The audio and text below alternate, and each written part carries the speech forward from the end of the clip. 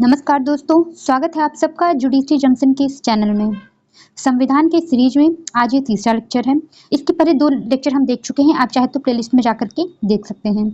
आज की इस वीडियो में हम पढ़ेंगे संविधान की प्रस्तावना, जिसको बोलते हैं प्रियम्बल या उद्देशिका, ठीक है। और साथ ही साथ हम ये भी देखेंगे कि क्या प्रस्तावना संविधान का भाग है कि नहीं है, ठीक है। इसके रिगार्डिंग हम 2 लीडिंग केसेस भी देखने वाले हैं। तो चलिए वीडियो शुरू करते हैं।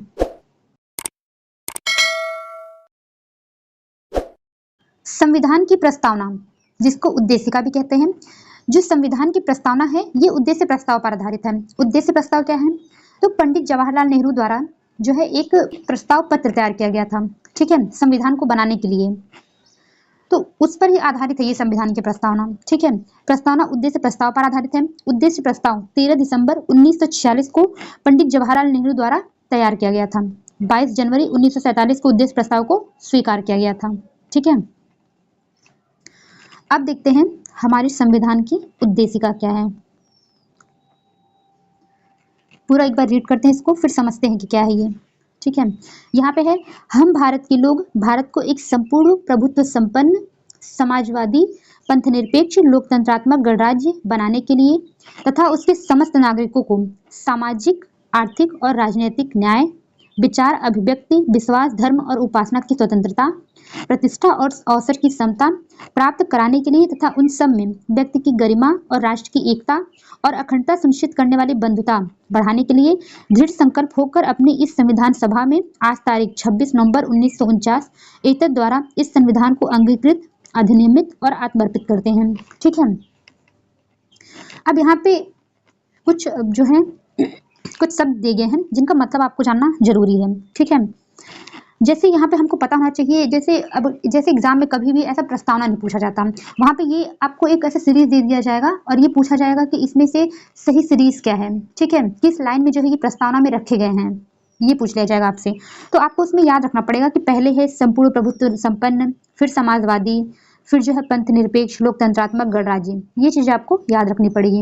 उसी तरह आपसे ये पूछ लिया जाएगा कि कितने तरह के न्याय दिए गए हैं, तो उसमें आपको ध्यान रखना होगा 3 तरह के न्याय दिए गए हैं, सामाजिक, आर्थिक और राजनीतिक, ठीक है।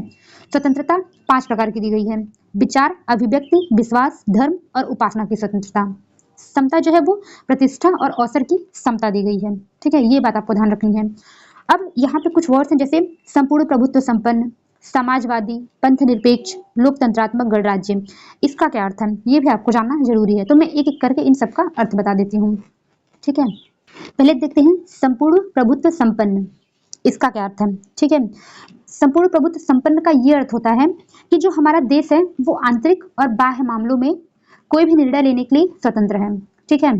अब जैसे कि अगर हम आंतरिक निर्णय देखें तो जैसे आप एज फॉर एग्जाम्पल देख सकते हैं, जैसे कि कोई चुनाव प्रक्रिया कराना है तो कोई भी ये नहीं आके बोल सकता ना कि हाँ कब चुनाव उनको कराना चाहिए सरकार को, कब नहीं करानी चाहिए। इसके लिए जो हमारी सरकार है वो स्वतंत्र है, ठीक है।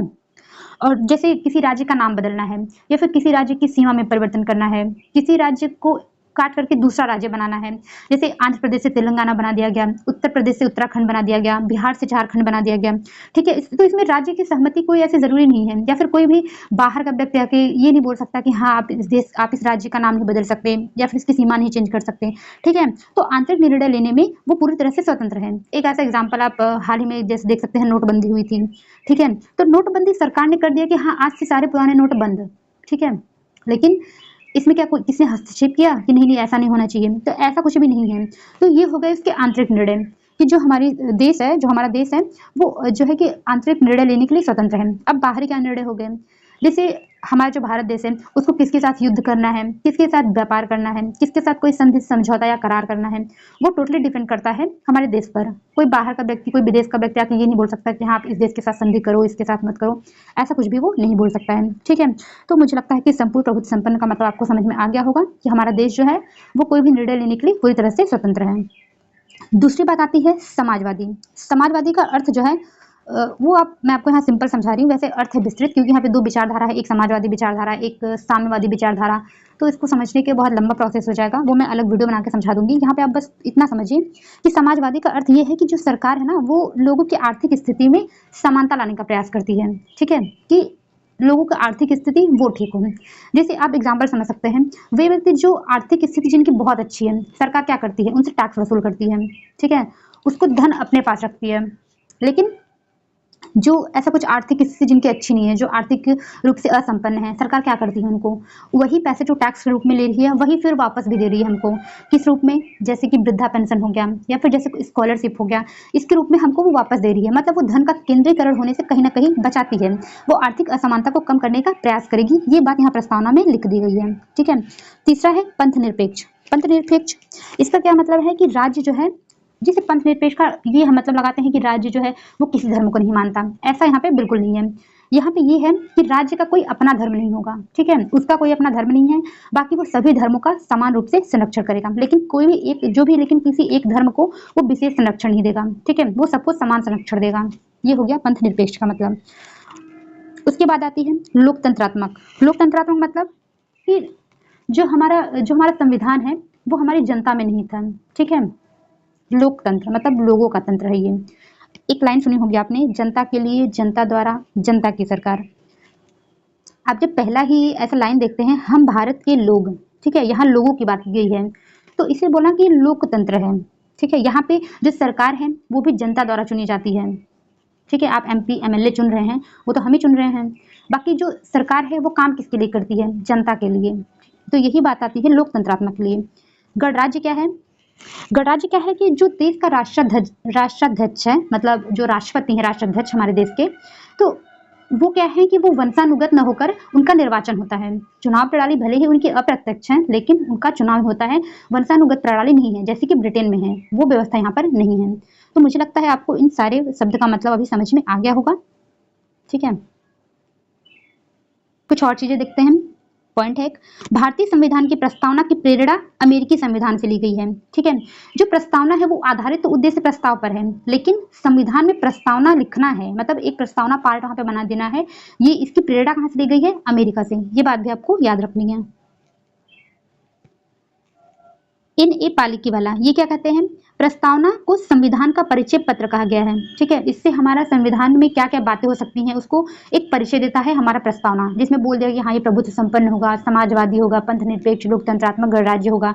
तो हमको इस संविधान में क्या लिखा है इसका एक परिचय मिल रहा है हमको, ठीक है। तो यही बात N.A. पालिकीवाला ने बोला है। देखिए, प्रस्तावना में सिर्फ अब तक एक बार ही संशोधन हुआ है, 42वां संविधान संशोधन 1976 में, जिसमें कि 3 शब्द जोड़े गए थे, समाजवादी, पंथ निरपेक्ष और अखंडता, ठीक है। अब ये देखते हैं कि क्या प्रस्तावना संविधान का भाग है या नहीं है, ठीक है। इसके रिगार्डिंग 2 केसेस देखने वाले हैं हम। पहला केस है इंट्री बेरूबारी यूनियन केस 1916। इसमें सुप्रीम कोर्ट ने क्या कहा कि प्रस्तावना संविधान का भाग नहीं है। क्यों बोला उन्होंने? क्योंकि प्रस्तावना को हटा देने पर संविधान पर कोई प्रभाव नहीं पड़ता। प्रस्तावना हटा भी दिया जाएगा, संविधान जो की तो बनी रहेगी, उसमें कोई प्रभाव नहीं पड़ेगा। दूसरी बात इन्होंने बोली, प्रस्तावना की आवश्यकता केवल वहां पड़ती है जहां संविधान के किसी भाग का अर्थ स्पष्ट नहीं है।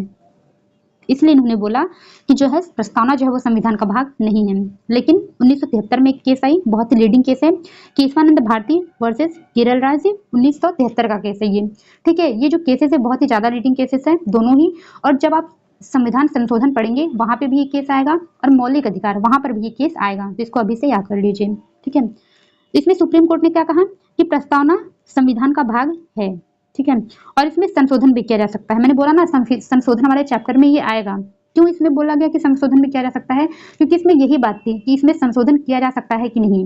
तो इंद्री बेरोबारी केस में ये बोल दिया गया कि ये प्रस्तावना जो है संविधान का भाग नहीं है, तो इसमें संशोधन भी नहीं किया जा सकता। लेकिन केशवानंद भारती केस में ये बोला कि ये संविधान का भाग है, इसलिए इसमें संशोधन भी किया जा सकता है, लेकिन इस प्रकार नहीं कि संविधान के मूल ढांचा ही नष्ट हो जाए। अब मूल ढांचा क्या है? मूल ढांचा मतलब कि ऐसा नहीं होना कि मतलब कि जिस चीज पे संविधान हमारा टिका हुआ है वही नष्ट हो जाए, ऐसा नहीं होना चाहिए। तो मूल ढांचा क्या है ये तो सुप्रीम कोर्ट में कभी बताया ही नहीं, मतलब ऐसा पूरा प्रॉपर लिख के नहीं दिया।